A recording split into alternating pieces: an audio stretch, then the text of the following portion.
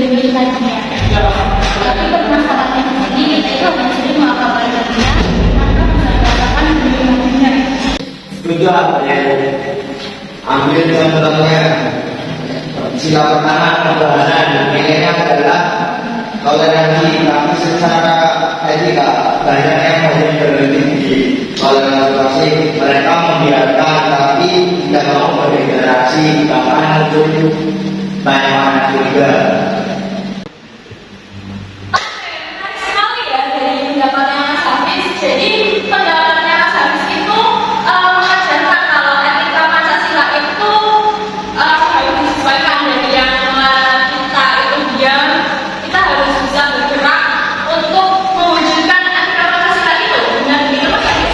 Pak, etika sila pertama menurut terlibat aktif. Kalau mau beretika Pancasila, kamu tidak hanya menghormati hari raya tetangga, tapi kamu mungkin mendapatkan bantuan, yaitu amanah dan bisa bergotong royong dari perbedaan keyakinan. Itu Bu. Sedikit menambahkan Mas Hafiz, etika ini juga terletak di sila kedua yaitu kemanusiaan yang adil dan beradab. Ketika kita menilai suatu ketidakadilan, maka etika menuntut kita bersuara dan menurut seperti hadis saja dan mati. Nah, itu yang membawa kita dalam sifat Pancasila, yaitu sila kelima keadilan sosial. Nilainya itu pemerataan. Tapi etika keadilan seringkali luntur ketika berhadapan dengan hierarki dan kepentingan. Oke, hierarki dan kepentingan pribadi ya. Bisa berikan contoh spesifiknya Mbak April? Aku kasih contoh di lingkungan kamu saja. Biasanya beasiswa itu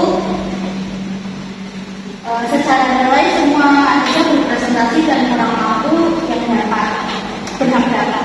Tapi ketika muncul praktek nepotisme, beasiswa jatuh ke tangan orang yang lebih dekat dengan pengambil keputusan atau bahkan jika dia tidak benar-benar membutuhkan itu.